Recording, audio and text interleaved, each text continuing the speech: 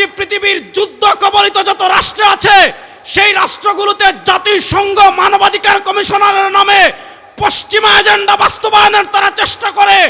Interim গভর্নমেন্টকে আমরা স্পষ্ট ভাষায় বলতে চাই, বাংলাদেশে যদি জাতিসংঘের মানবাধিকারের কার্যালয়ের নামে পশ্চিমা এজেন্ডা বাস্তবায়ন করা হয় আবার যুদ্ধ হবে।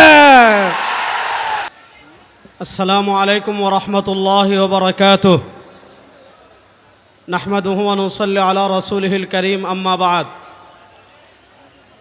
তারুণ্যের প্রিয় সংগঠন ইসলামী যুব আন্দোলন বাংলাদেশের নবম প্রতিষ্ঠা বার্ষিকী উপলক্ষে আজকের এই যুব জমায়েতের সম্মানিত সভাপতি, ইসলামী যুব আন্দোলন বাংলাদেশের কেন্দ্রীয় সভাপতি, সংগ্রামী যুবনেতা আতিকুর রহমান মুজাহিদ ভাই সহ কেন্দ্রীয় নেতৃবৃন্দ,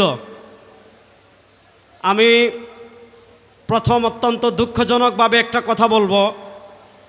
সেই কথা হলো 2024-এর জুলাই আগস্টের গণবিপ্লবে আমাদের ভাইয়েরা ভারতের আধিপত্যবাদকে পরাজিত করেছিল। গত 56 বছর থেকে, গত 54 বছর থেকে বাংলাদেশের উপর দিল্লির যে আধিপত্যবাদ ছিল, আমরা দিল্লির আধিপত্যবাদকে পরাজিত করেছি। কিন্তু দিল্লির আধিপত্যবাদকে পরাজিত করার 1 বছর হয় নাই, আমরা দেখেছি অন্তর্বর্তীকালীন সরকার আমাদের দেশকে আমেরিকার কাছে বিক্রি করে দেওয়ার ষড়যন্ত্র করছে। পৃথিবীর ব্যর্থ যত সংগঠন আছে তার ভিতর অন্যতম হলো জাতিসংঘ।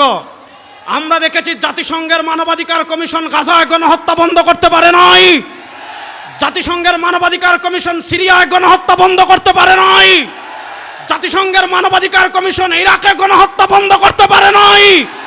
আমরা দেখেছি পৃথিবীর যুদ্ধ কবলিত যত রাষ্ট্র আছে সেই রাষ্ট্রগুলোতে জাতিসংঘ মানবাধিকার কমিশনারের নামে পশ্চিমা এজেন্ডা বাস্তবায়নের তারা চেষ্টা করে।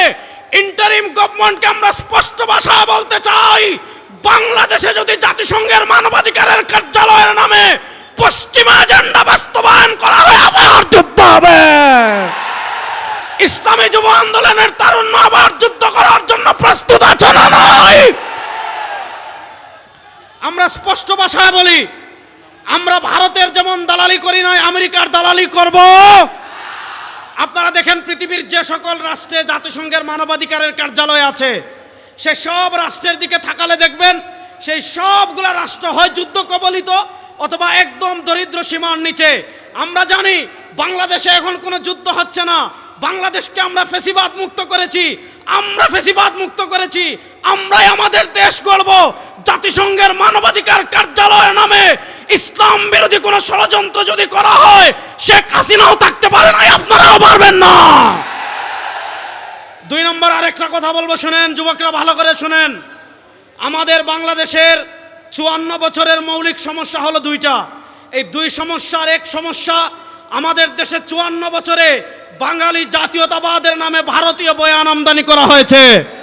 আমাদের দেশের আরেকটা মৌলিক সমস্যা হলো আমাদের দেশে ধর্মনিরপেক্ষতার নামে কাঠামোগত ইসলাম বিদ্বেষ চাষ করা হয়েছে। 54 বছর আপনারা জাতীয়তাবাদকে দেখেছেন, 54 বছর আপনারা ধর্মনিরপেক্ষতাকে দেখেছেন, 54 বছর আপনারা মুক্তিযুদ্ধের কথিত পক্ষের শক্তিকে বলেছেন, ক্ষমতায় দেখেছেন। কেউ খুন বন্ধ করতে পারে নাই, চাঁদাবাজি বন্ধ করতে পারে নাই, টেন্ডারবাজি বন্ধ করতে পারে নাই, দুর্নীতি বন্ধ করতে পারে নাই, দেশের টাকা বিদেশে পাচার করা বন্ধ করতে পারে নাই।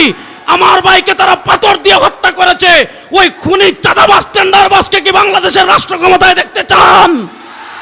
এবার তারা বলে বিকল্পকে, আমরা বলি বাংলাদেশের সবকিছুর বিকল্প ইসলাম। এবার ইসলামকে রাষ্ট্র ক্ষমতায় দেখার জন্য প্রস্তুত আছেন না নাই? আমরা আর জাতীয়তাবাদকে চাই না, ধর্মনিরপেক্ষতাকে চাই না, সব তন্ত্রমন্ত্র বাংলাদেশে শেষ। এবার রাষ্ট্র ক্ষমতায় ইসলামকে নেওয়ার জন্য আমার যুবকরা প্রস্তুত আছে না নাই?